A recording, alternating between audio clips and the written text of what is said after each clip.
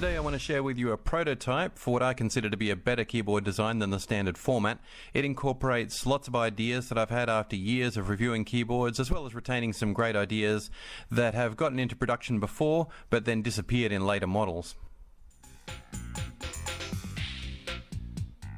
So this old footage shows me sketching out some early ideas. As you can see, the drawings look like they could have been done by a child, but I refined those ideas and eventually came up with some better diagrams.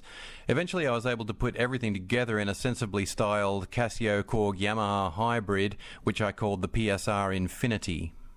In 2017 I uploaded a short video about my ideas, but the response wasn't all that favourable. It was touted as a hoax or fake news, as one commenter put it, and at first I was disappointed, but then I realised the thumbs down response wasn't because of the design, it was because the design wasn't a reality. Of course there's not much I can do to change that, but maybe somebody from an appropriate manufacturer will see this video and who knows. Anyway, before we look at the final draft, just a quick question to consider. Who buys home keyboards? Well, in my experience, it's beginners or moderately experienced amateurs, maybe playing a few lightweight gigs in their spare time. They want to learn and entertain others with their new keyboard, but they also want to be entertained by it. This means minimizing irritations and maximizing anything that will make them smile. People will certainly pay attention to specifications and sometimes buy on them, but more often they will be powerfully drawn to something that they can instantly love. And for musical instruments, I personally think that's a good thing. So here's the PSR Infinity, rendered as realistically as I could do it. It may not look instantly noticeably different, but I've included every feature I could think of to bring forth that all-important smile. First of all, we got two sensor strips. These aren't new technology, they've been seen on classics like Yamaha's DJX and Korg's Prophecy keyboards of the 90s.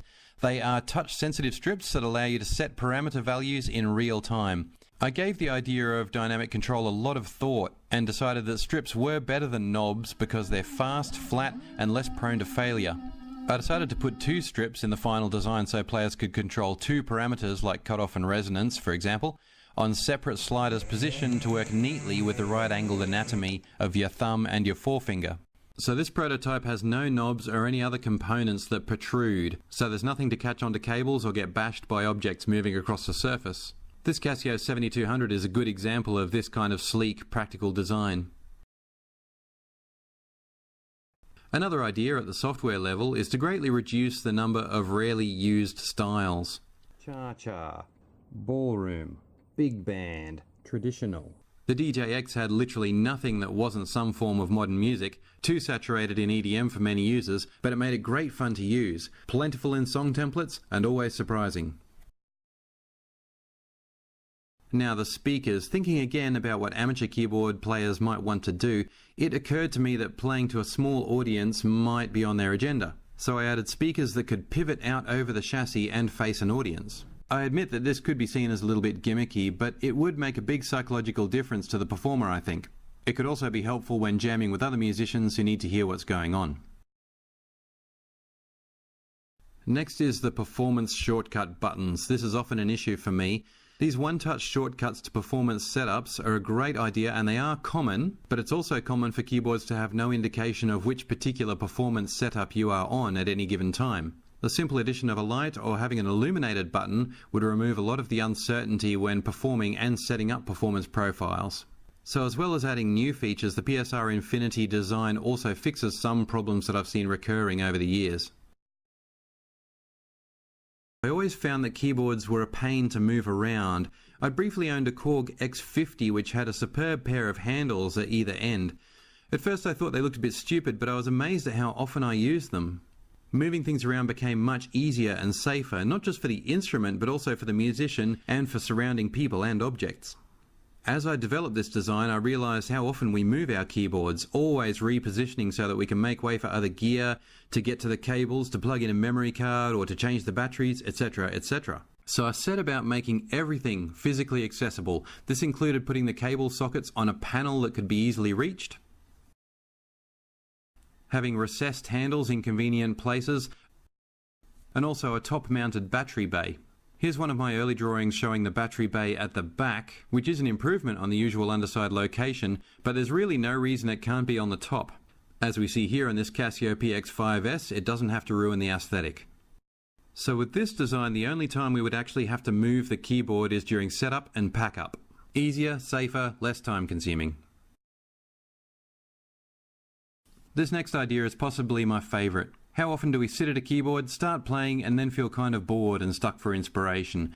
I've come up with a random button to help generate creative ideas. This function initiates a performance profile with all random settings, so the main sound could be anything from the voice list, split or layered with something equally random at the bass end of the keyboard.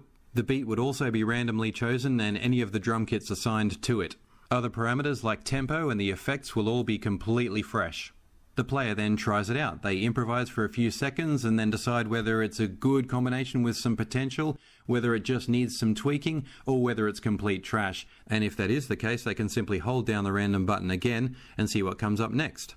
The software associated with this function would have to be skewed so that things weren't too random, but just occasionally I'm sure it would give frustrated users that feeling of, hey, now that's interesting, I can use that. And we all need this from time to time to get our creativity moving.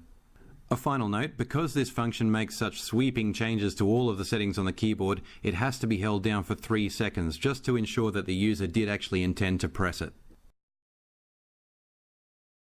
Here's another personal favourite of mine, and it's just a little thing, but having a front-mounted headphone socket right in the centre of the keyboard, just in front of your stomach as you're playing. The idea here is simple, just to keep that headphone cable right out of the way of your hands, out of the way of all the buttons on the front panel, so that you can get on with playing.